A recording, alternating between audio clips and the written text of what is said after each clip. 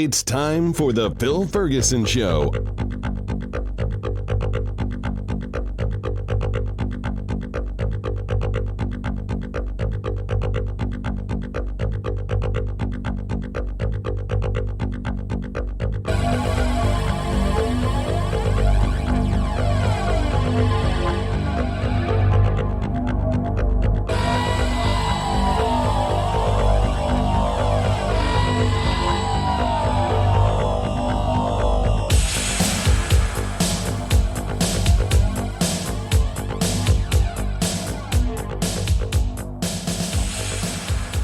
This is Phil Ferguson, and you are listening to the cleverly titled The Phil Ferguson Show. Welcome, everybody. It is January of 2023. The month's about half over, and boy, do we have some fun stuff today. Later on in the show, we're going to talk about big business and conservatives, Republicans, libertarians, and how they're all ganging up on the average citizen to convince you that government is bad. And maybe sometimes it is. Maybe I'm a victim of that whole agenda. The government can't do anything to help you because that's communism, socialism, whatever. And that big business should be allowed to run unobstructed and unencumbered with rules and regulations. And if they were allowed to do so, our lives would all be better off. Hopefully you don't believe that. And if you do, maybe our little interview will help you. Of course, that interview is with Naomi Oreskes, and we're going to talk about her brand new book that comes out in just a couple of weeks, and you can go order in advance. I also have a Investing Skeptically segment that maybe turned a little too ranty. Sometimes people like the ranty stuff, sometimes they don't, but whatever. You get what you get. It's a segment on active versus passive investing. And then I kind of segued into a little bit more of a follow-up / recap, re-explanation of some of my thoughts on ESG investing. If you didn't know, you'll find out from that segment. But here's the short answer. It's a marketing gimmick. Okay, well, that's all you needed to know. Anyway, good stuff coming up in the show.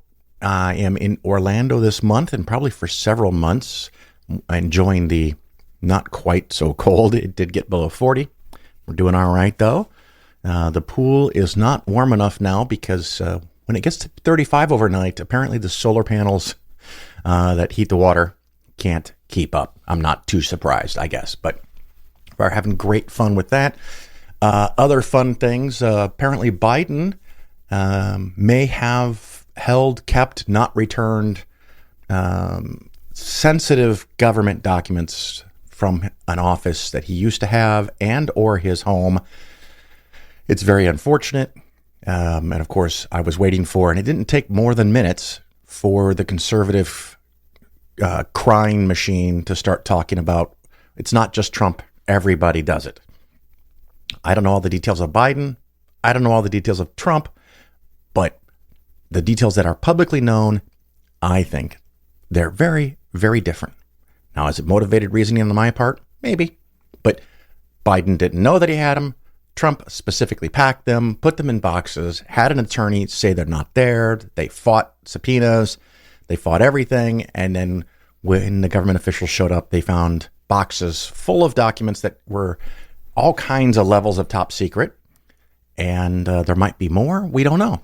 We just don't know. Anyway, we're going to go into our little break after the introduction here, and then we'll do the Investing Skeptically, and then we'll talk about big companies and why you should let them do anything that they want. All right, we'll be right back.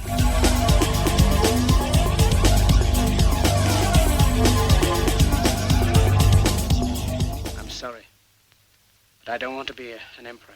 That's not my business. I don't want to rule or conquer anyone. I should like to help everyone if possible. Jew, Gentile, black man, white. We all want to help one another. Human beings are like that. We want to live by each other's happiness, not by each other's misery. We don't want to hate and despise one another. In this world, there's room for everyone, and the good earth is rich and can provide for everyone. The way of life can be free and beautiful, but we have lost the way. Greed has poisoned men's souls, has barricaded the world with hate, has goose-stepped us into misery and bloodshed. We have developed speed, but we have shut ourselves in. Machinery that gives abundance has left us in want. Our knowledge has made us cynical, our cleverness hard and unkind. We think too much and feel too little. More than machinery, we need humanity.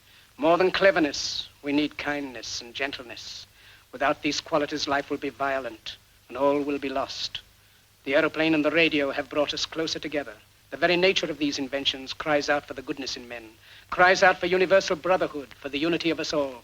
Even now, my voice is reaching millions throughout the world, millions of despairing men, women, and little children, victims of a system that makes men torture and imprison innocent people. To those who can hear me, I say, do not despair. The misery that is now upon us is but the passing of greed, the bitterness of men who fear the way of human progress. The hate of men will pass, and dictators die, and the power they took from the people will return to the people.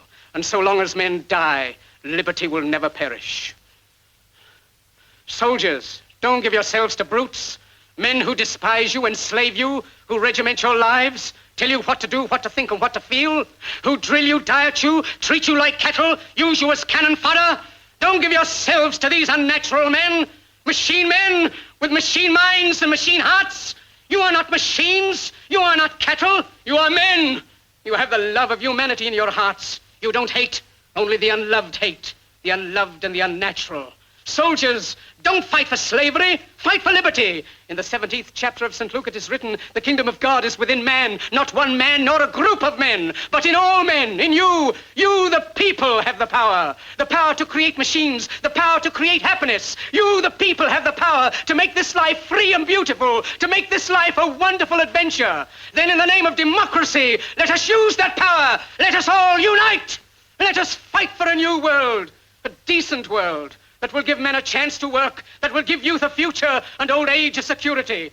By the promise of these things, brutes have risen to power, but they lie. They do not fulfill that promise. They never will. Dictators free themselves, but they enslave the people. Now let us fight to fulfill that promise. Let us fight to free the world, to do away with national barriers, to do away with greed, with hate and intolerance. Let us fight for a world of reason, a world where science and progress will lead to all men's happiness. Soldiers, in the name of democracy, let us all unite!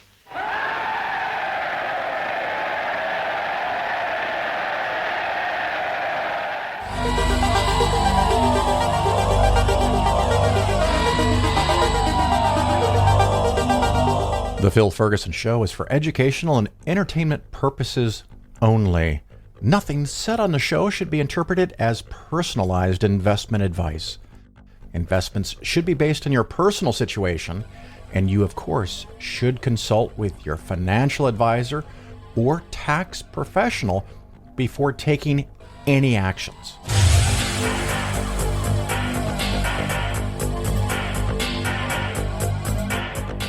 This Investing Skeptically segment is on active versus passive investing. If you don't know what that means, give me just a minute to explain it, and then we'll go into the details. Passive investing is generally considered index funds. It can be, the S&P 500 index. It can be Vanguard's small cap value index. It can be international stocks and or bonds, and it can be domestic bonds of various types. There's lots and lots and lots of things that have an index, and there's a lot of funds that can follow that index. It can be a closed-ended fund, like an ETF, or it can be an open-ended fund, like a mutual fund. Index funds are a subset type of mutual funds and or ETFs. You can also invest in actively managed funds, which are like all of the other things I just discussed, except for someone is going in there, or some people are going in there and twiddling with the investments on a regular basis. They are actively buying and selling things. Well, there's a lot of problems. There are a lot of things that are different between an index and an actively managed fund.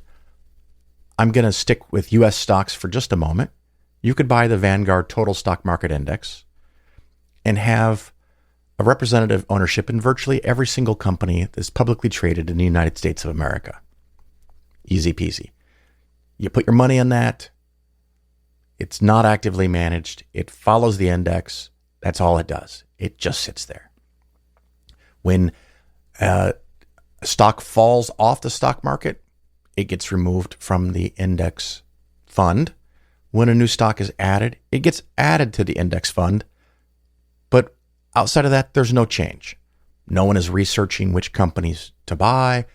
No one is researching which companies to sell. No one is flying around and meeting with people and getting a horse and pony show and a fancy dinner to convince them to buy shares of a stock. They just own everything. And then they sit there and they do nothing. This is very difficult for a lot of people to wrap their head around. Index funds are more popular now than they've ever been, but there's still so many people that think to themselves, but with the right manager, I can do better. Can you? Can you really? And how do you find the good manager? That's the problem. And that's something that is explained in great detail in book 3 and book 4 of my book list that I recommend that you read these 4 books in order. Just real quick, Richest Man in Wall, The Richest Man in Babylon, book 1. A Random Walk Down Wall Street, Winning the Loser's Game, and the 4th book, Common Sense on Mutual Funds. They build a foundation and then they explain to you in incredible detail how this works and why it works. Index funds, generally speaking, will beat the majority, not all, managed funds. The question for you is, can you figure out which managed funds will beat the index in advance? Because I can look at a table. I can look at a list of mutual funds, thousands, tens of thousands, 30, 40, 50,000 maybe. And I can sort for whichever ones beat the index for 1, 3, 5, and some even for 10 years. And I can go, there's somebody that beat the index. Cool. Nice story, bro. But did you know that 10 years ago when you could put the money in? Because if you look at 3, 5, or 10-year performance and say, wow, they beat the market for 10 years, I'm going to put money there because they're likely to beat the market for the next 10 years. Sorry, false, doesn't work. I've done show segments about that. Maybe I'll do that again. But the big driver for today, I saw someone that had a blog post, someone that I thought was an intelligent investor and knew better, but they said that calendar year 2022 was different. Calendar year 2022 was a stock picker year.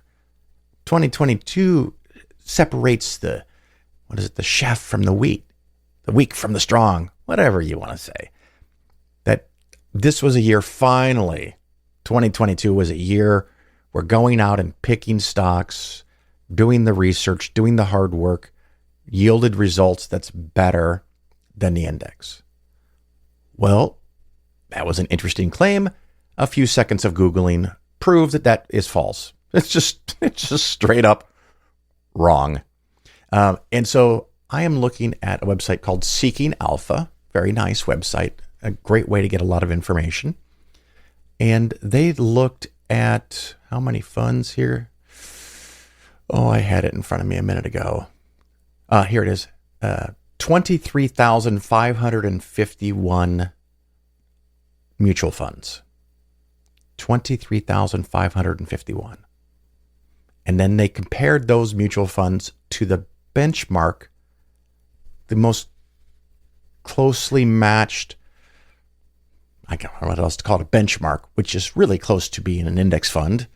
It essentially is the results of an index fund. That's the benchmark. That's what you are trying to beat. If you are not trying to beat a benchmark by managing a fund, what is it that you're trying to do? All these people are trying. I mean, maybe their goal is to make a whole lot of fucking money. That would be a goal that they could achieve. But if they're not trying to beat the benchmark, why would you give them your money? I don't understand.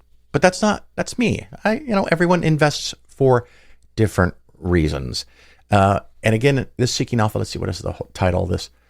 Monday Morning Memo. Were actively managed funds able to outperform their benchmarks in 2022? Right? Sounds pretty good. They got all this data, and they make this really cute pie graph that has the summary results that 62.76, actually 62.76, I'm sorry, 63%, two-thirds, almost two-thirds. Almost two-thirds of all actively managed funds underperformed their relative benchmark in calendar year 2022. And quite honestly, given the historical norms, calendar year 2022 was probably a really good year for actively managed funds, relatively speaking. But even in a good year, and despite the claims of the blog post that I read, the calendar year 2022 performance was awful for actively managed funds. Almost two-thirds of all funds, with the assumption in my head that they intend to beat their relative benchmark or index, failed to do so. Why is that? The reasons are many. Expense ratio is one. If you charge a 1.5% expense ratio to manage a fund, you have to do 1.5% better than your benchmark to match the benchmark. And then just to tie in to something else that keeps coming up a lot lately, and I don't know how I'm failing to get through. And I have to own the limitations of my ability to communicate. It's ESG, environment, social governance funds, where mutual funds want to not only make money, but save the world. I'm not going to go all into my ESG rant, but just to be clear, my position is that ESG funds are a marketing gimmick. A marketing gimmick. If you think you are somehow helping the planet or doing good for Mother Earth or making life better for people around the United States by being in an ESG fund, my position is that you are flat out wrong. And it's interesting because this article on Seeking Alpha, which I already gave you the title of and you can go search for it, also pulled out all the ESG funds and said, how did they do? Well, they did worse. 69.47% underperformed their benchmark. Now, when I say underperformed, some could be 0.01%, some could be 5%, some could be 20%. I don't know. This is a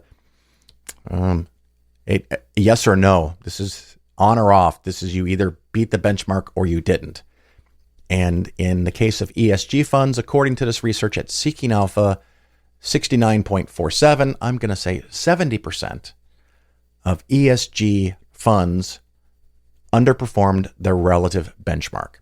So it's actually worse than regularly active funds. And like I said, and the important part is when you're investing in ESG funds, you're not making any difference whatsoever. A real quick add-on to that, since I brought it up. When you buy a stock or when the fund that you invest in buys a stock, generally speaking, initial public offerings, IPOs set aside, because when you participate in an IPO, you are buying the stock from the company because they're launching the shares. But outside of that, the vast majority of times that you or the mutual fund that you invest in buys a stock, they're buying it from somebody else. They're not buying it from the company. So if you pay $104 for a share of Exxon Oil, that $104 does not go to Exxon. You are not helping Exxon by buying the stock. You are not hurting Exxon by not buying the stock. This is a very important and fundamental part of my argument, and I really want you to understand.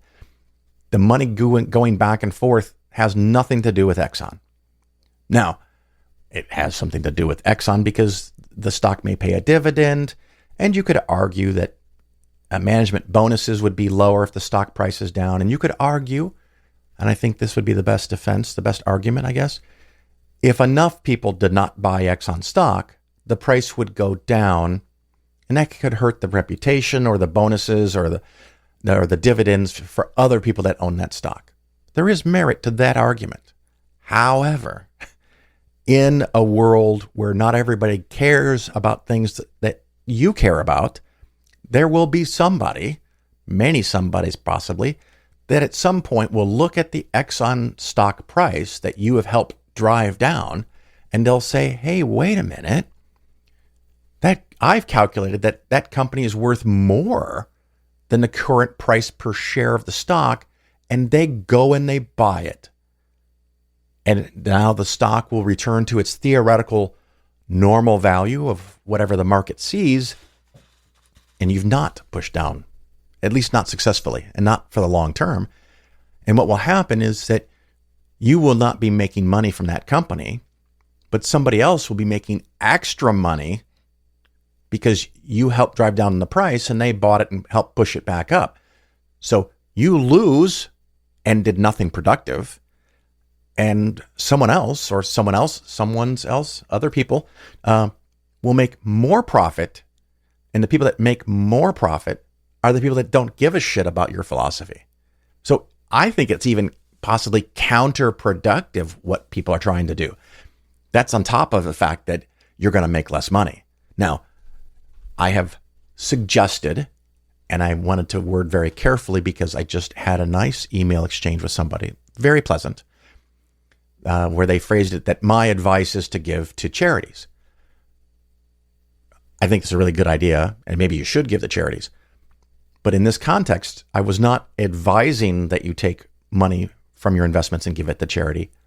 But what I'm saying is that if you did that, that would be more productive than anything you think you're doing by owning an ESG fund. All right.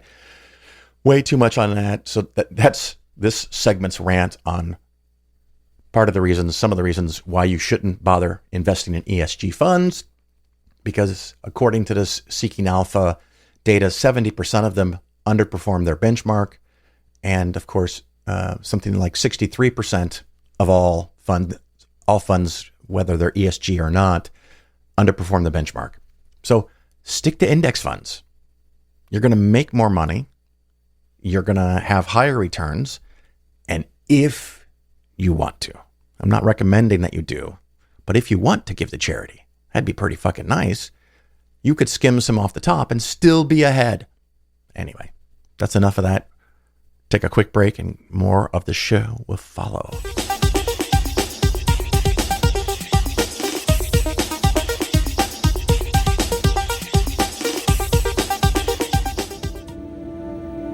Pace e lunga vita. Lunga vita e prosperità. You're listening to The Phil Ferguson Show. All right, everybody, welcome back. And as promised, with me today, I have Naomi Oreskes. How are you today? I'm well, thank you. How are you? I'm good. I pulled up your bio on what is this place called? Harvard? Yeah. That's the little college in the East Coast, the Stanford of the East. You know. The Stanford of the East. I am not going to do, and if it really bothers you, just let me know and I'll read them all. But you have plenty of accolades, and you work at Harvard. You've written 9 books and 150 articles. But I don't want to belabor that too much because we've got fun stuff to talk about. Good.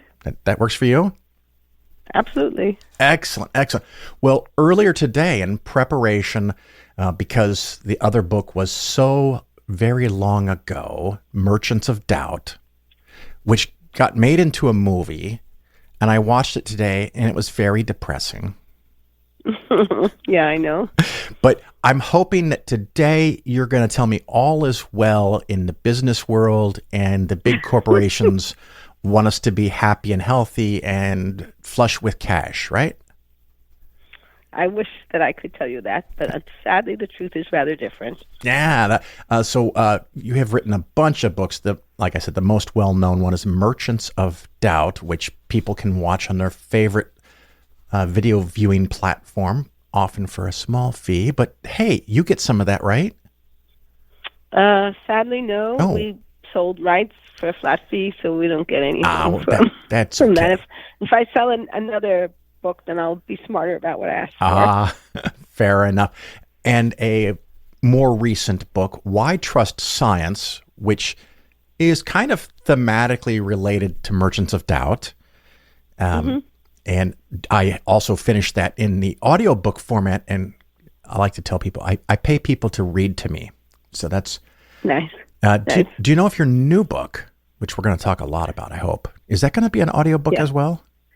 It will be. In fact, we just chose the person who's doing it, and it will be an audio book. And so we're excited about that. Excellent. And listeners, just in case you noticed, you are a little under the weather today, and so we're going to be extra patient and gentle because you're fighting an illness. So thank you. Thank you for coming and doing, this important work, explaining to people how the world works, even though it shouldn't necessarily work that way. The Merchants of Doubt, of course, was more about global warming and a refresher on the smoking and tobacco industry and how they fought reality forever. And now the big myth is talking about the general concept, not applied to any specific product or service, but maybe to many, is that we are being taught as a public to love big business, hate the government, love the free market, and as long as the government stays out of our way, we won't fall into communism and everything's going to be sunshine because the corporations are going to take care of us. Does that sound about right?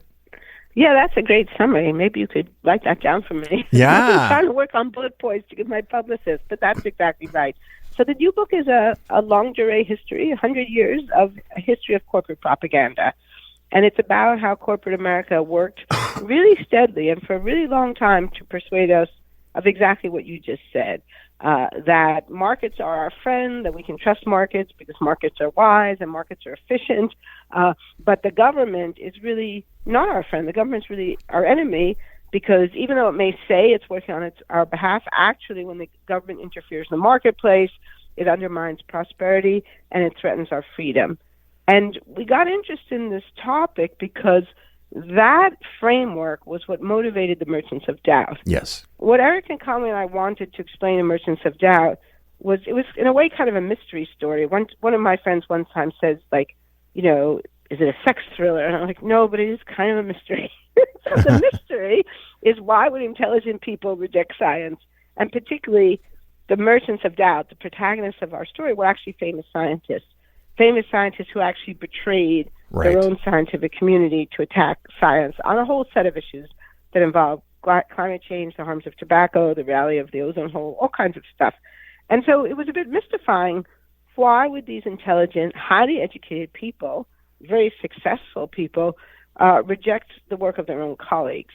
And the answer that we realized, based on their own writings, their own letters, what they said to each other, was market fundamentalism, that they bought into this ideological framework that if the government becomes involved in the marketplace, it puts us on the slippery slope to socialism, that the government begins by regulating tobacco, but the next thing you know, it's regulating everything, and we're living under a Soviet dictatorship. So when we finished that book, Eric and I wanted to know, well, where the heck did that come from? Right. Because it's kind of a crazy idea. It's a slippery slope argument. It's not supported by the facts of history. So where did it come from? And so we started digging, and what we found was this really startling, kind of breathtaking story of this really long, persistent, organized effort to propagandize market fundamentalism, to make us think that markets were great, that government was bad, as we say in the subtitle of the book, to love markets and loathe the government and love the free market. So that businesses could do what they want, so that businesses would not be constrained by government regulation, and to try to persuade us that somehow that was in our own self-interest, even though the reality, as we've plainly seen in the last 10 years or so, is that it's not in our own self-interest for corporate America to run amok. Well, and I think that, I don't know why we have to keep relearning this lesson. I mean, I guess a 15 or an 18-year-old, I could understand because they hadn't been around long enough. But if you're pretty much over 25 or know a little bit about history, it's global warming, it's tobacco, it's alcohol, it's cars, it's oil. It's still oil. Opioids. Yeah. Oh, Right. my God. Still oil, right. Yeah. We right. could. Income inequality, housing crisis. Right. The list goes on and on. So you're right. But one of the things we know from cognitive science is that people don't evaluate facts in isolation. Right. They evaluate facts in the context of intellectual frameworks. And if someone has been telling them all their lives that markets are great, that markets are efficient, that the market knows best, then when they see evidence of market failure, they might deny that it is market failure, or they might brush it aside, or they might say, well, the solution is better markets, freer markets, And so there are all kinds of ways in which we can ignore evidence that's right in front of our face. And so this is why the frameworks that we live with are so important, because if we've been raised to believe in markets, then we're more likely to discount the evidence of market failure. And again, that was the Merchants of Doubt story. These scientists, it's not that they didn't know that there was scientific evidence of climate change, but it's that they discounted it. Because if they took it seriously, they would have to re-examine their fundamental beliefs about markets. And we all do that to some degree or another. I hope that being aware of it, I try to do it less, but we all do it. I mean, it's known as motivated reasoning or motivated cognition.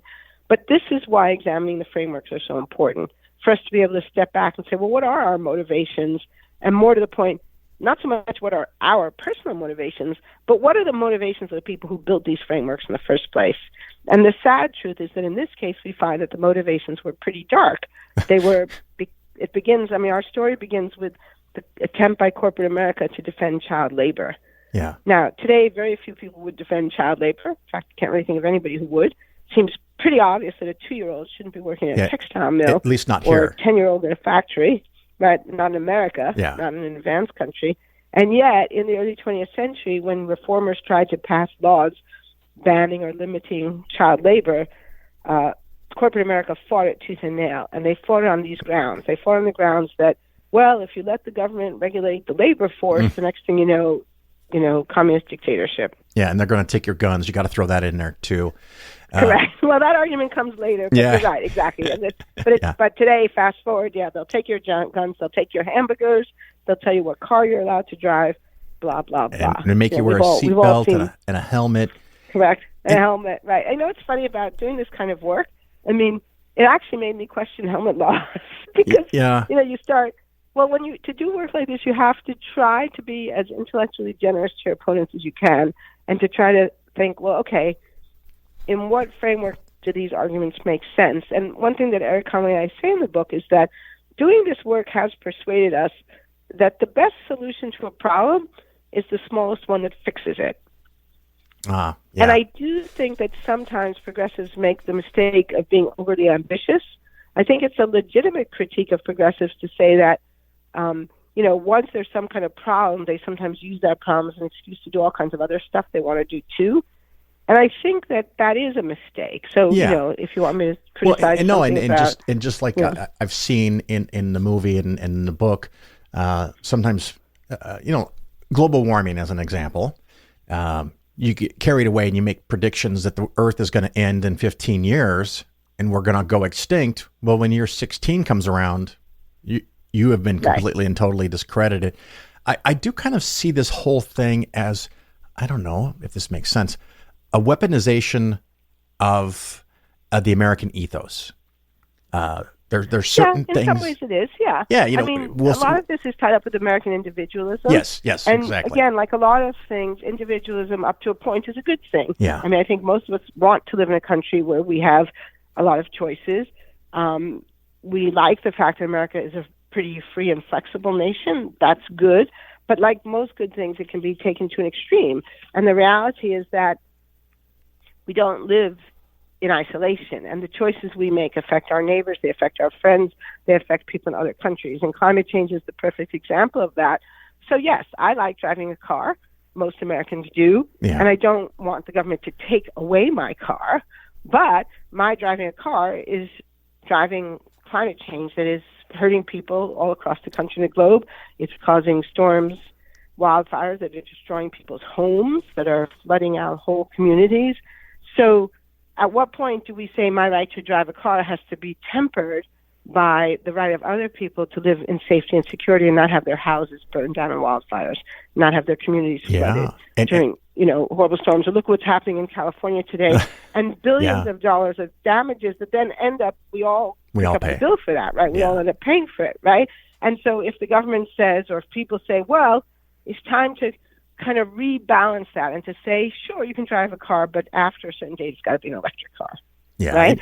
That would be a reasonable compromise, but that's the kind of compromise that the corporate sector in America has consistently fought over 100 years. They sure have. And I'm continually surprised in the last few months in particular how many of my conservative friends suddenly feel like they are experts on global lithium supplies.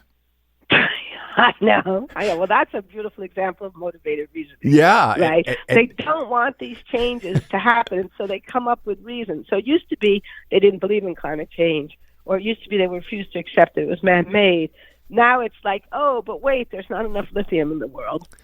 Yeah, it is a funny thing. And of course, I'll ask them, when were you concerned about the amount of aluminum or steel or oil or plastic, anything that goes into your 4-ton vehicle? You weren't worried about anything that went into that or any of your consumer electronics, but now all of a sudden you're freaking out about lithium. Why is that? And it's because big powers don't want things to change. Exactly. And anyone who's making money doesn't want things to change. I think that's human. And like I said, it's part of the American ethos. We're here to make money and fight for ourselves. And I often think that people that vote to allow the really wealthy to not pay taxes, which is the current situation for most of them, is, again, that American philosophy that if I work hard enough in 2 or 3 years, I'll be one of those rich people myself. Well, exactly. I think that's exactly right. And it's interesting because a big part of our story is about taxation. So, again, we show in the book, right from the very beginning, from the institution of the federal income tax in the first place, corporate America fought it. And they fought it saying it's not fair, it's confiscatory, it's socialistic. But the reality is every society in the world has taxation. You need taxes to run a society, to build roads and bridges, to have schools, to have hospitals.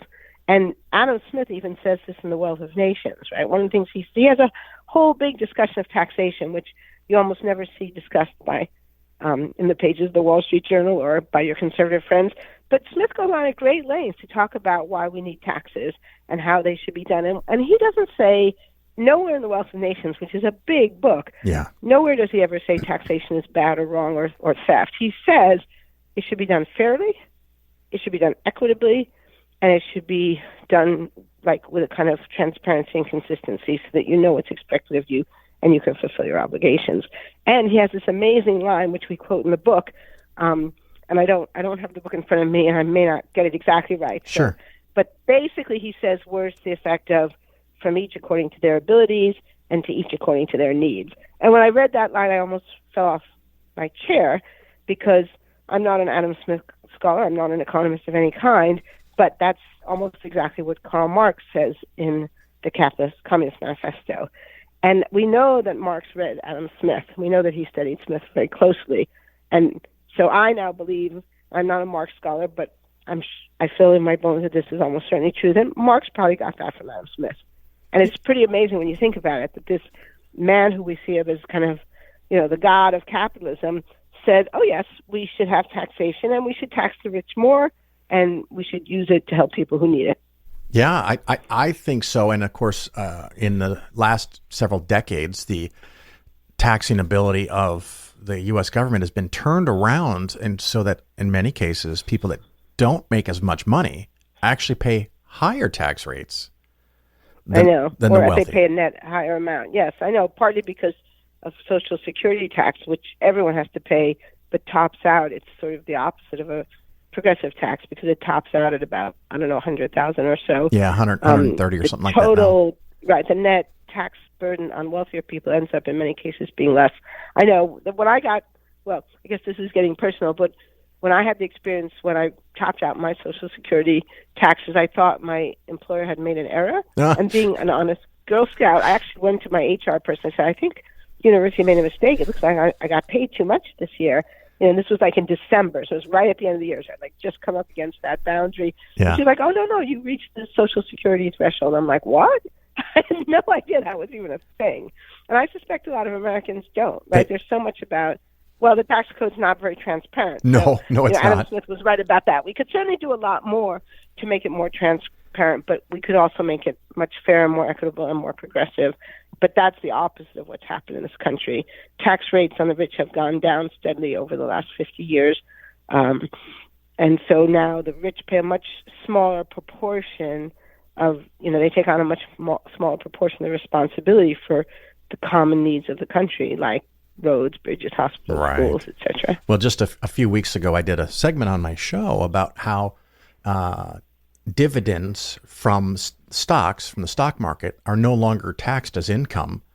They're taxed as long-term capital gains, and they're neither long-term nor capital gains, but the wealthy pay 15% or 20%, not 35 or 40%.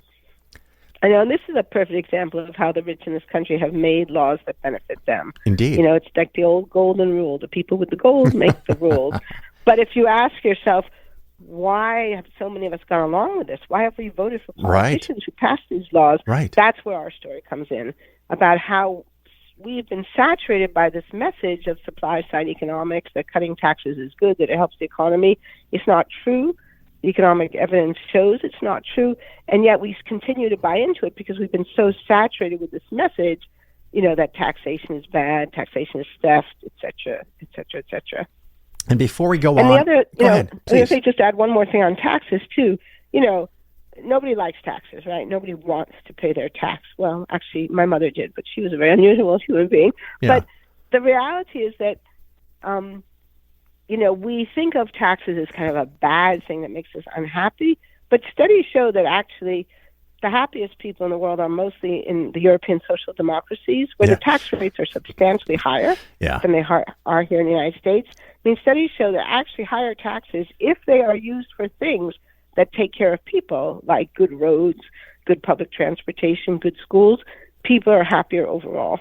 I love it. Let me circle back real quick. The book is The Big Myth, How American Business Taught Us to Loathe Government and Love the Free Market. And it's written by my guest, Naomi Oreskes, and your co-author, Eric Conway, who you've worked with before. It is officially released on February 21st. Is that right?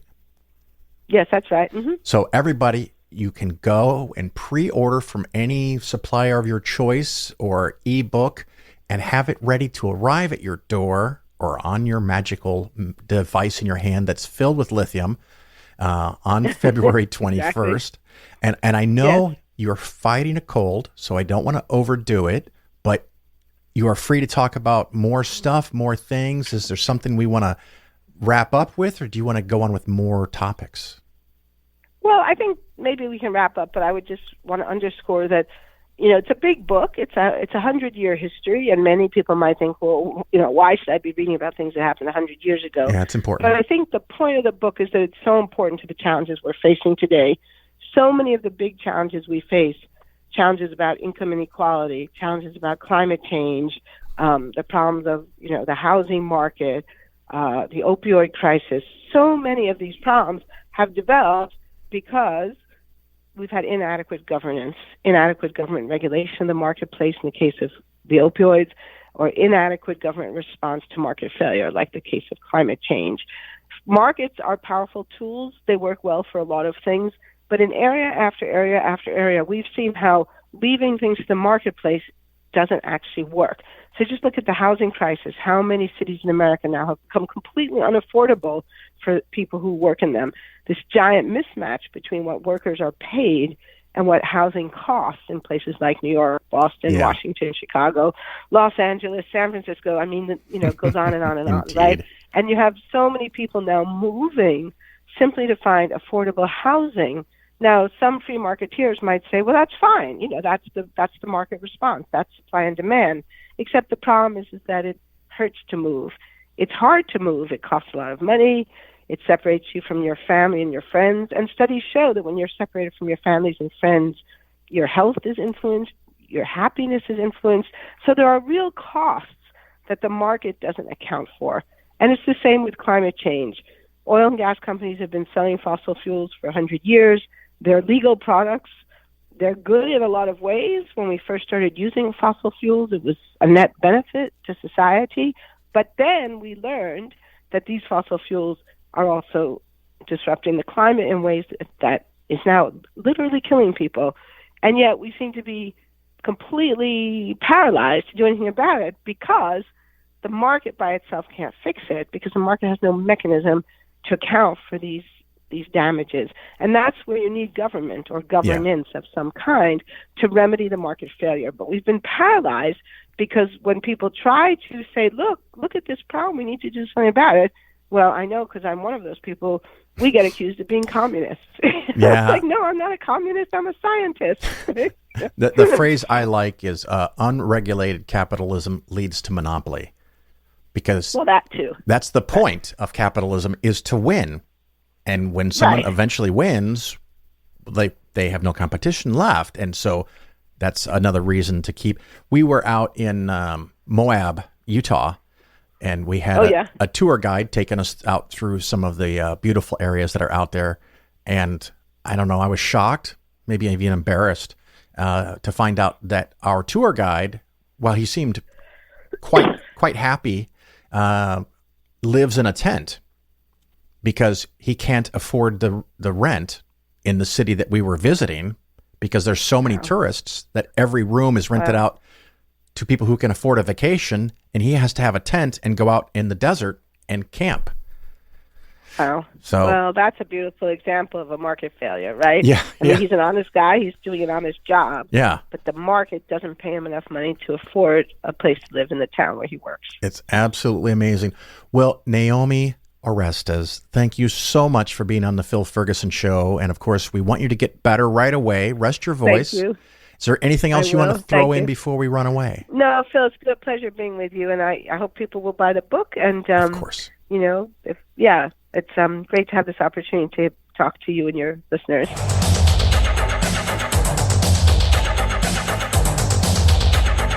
Anne Widdecombe says slavery has to be considered in context. What's more relative than that? There were people at the time, Thomas Paine, Benjamin Franklin, there were innumerable humanists and secularists who said slavery is evil. The church wouldn't agree. Now, which is it then? Is it that the church is wrong, or, even more suggestive, that God has not yet revealed that it's wrong to them?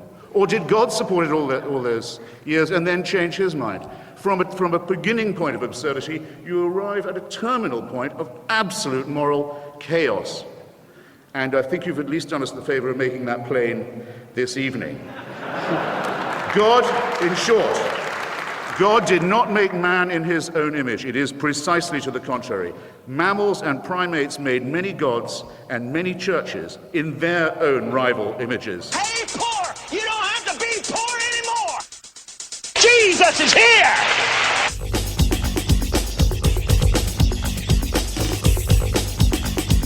You're listening to The Phil Ferguson Show. Thank you so much for listening to The Phil Ferguson Show. I appreciate every single listener. Thank you for listening. Thank you for sharing the show. Thank you for allowing others to share the show or listen to the show. And thank you for the 5-star reviews, wherever you may choose to leave them. I appreciate it very, very much.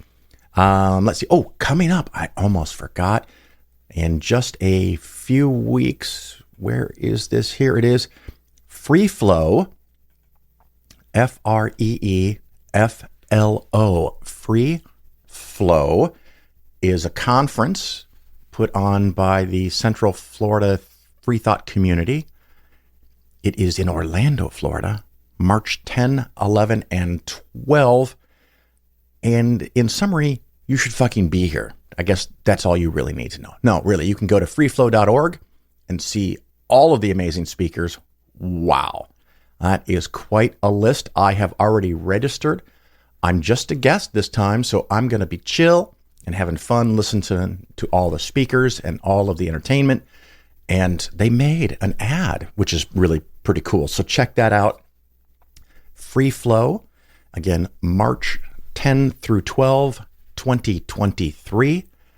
It'll be a chance if you live in the north to escape late winter, early spring, and come down here and enjoy the heat.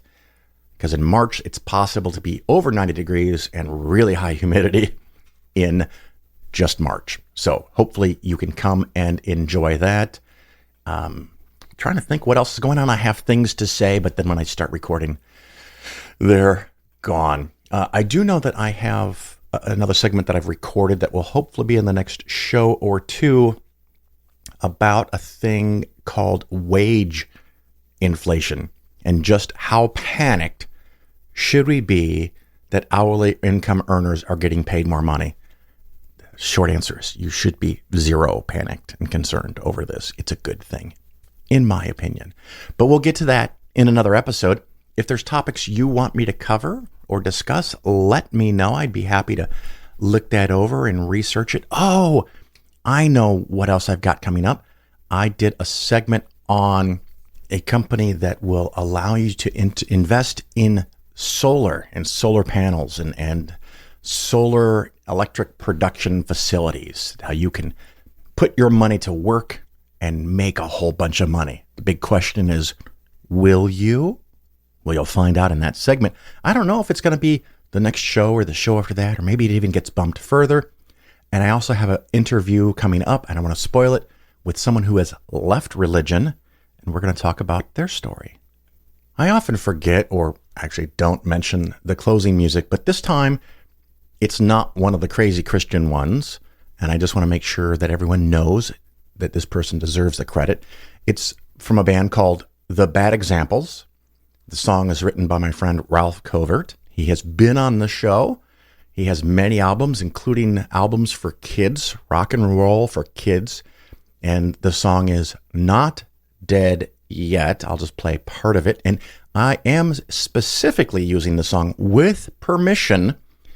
He has allowed me to share any of his songs anytime I want. I probably should mention it every single time that I play it, but I don't. My apologies to Ralph for that. But this is written by Ralph Covert and performed by the Bad Examples. And they're a band out of Chicago, which explains why Styx, yes, that's right, Styx, the huge mega band from the 70s and 80s and forever, actually did a cover of this song.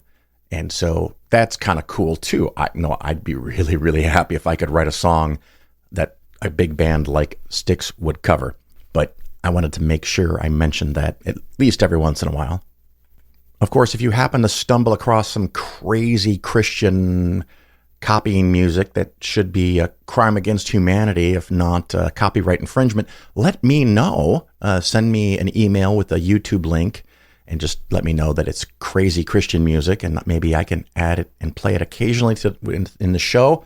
I know for some people it's very annoying. Some people think it's hysterical. It's at the end, so you can just skip it, if you don't want to. But I think they're kind of fun. And of course, if you see a budget in a church out on a table open for the public to grab, you're the public. Grab one. Anyway, I'm going to wrap up.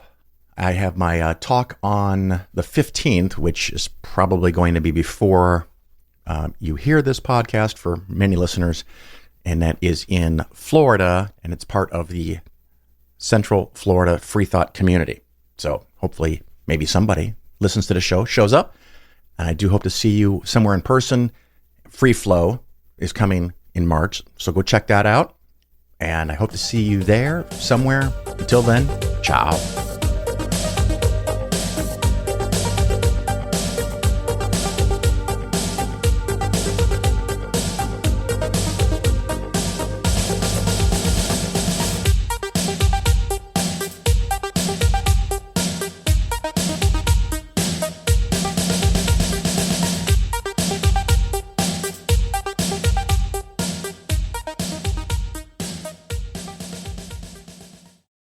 Well, I was born too late to play in the Rolling Stones. I don't know Jimmy Page, I never met Yoko Ono. Standing with a strap, I'm rock and roll's bastard son. Go out, get drunk, get laid, have fun. Don't got $1 million, don't drive a Cadillac. Give me half a chance, cause I'm not dead yet. Not dead yet.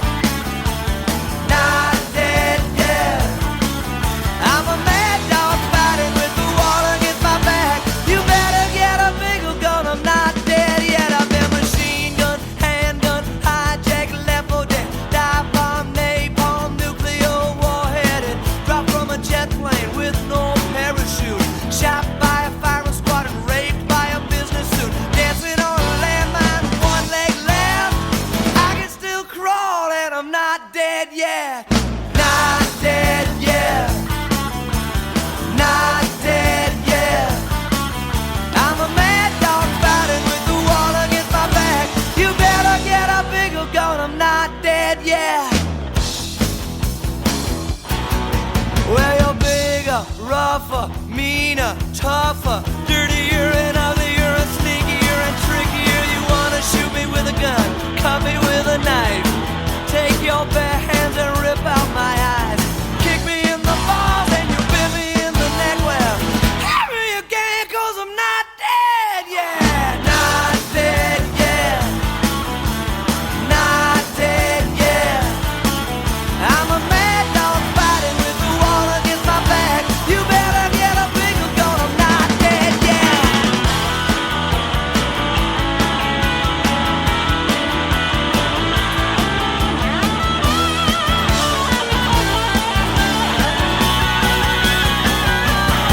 Well, there's a mugger in the alley, there's a sniper in the hall, there's a girl at the bar.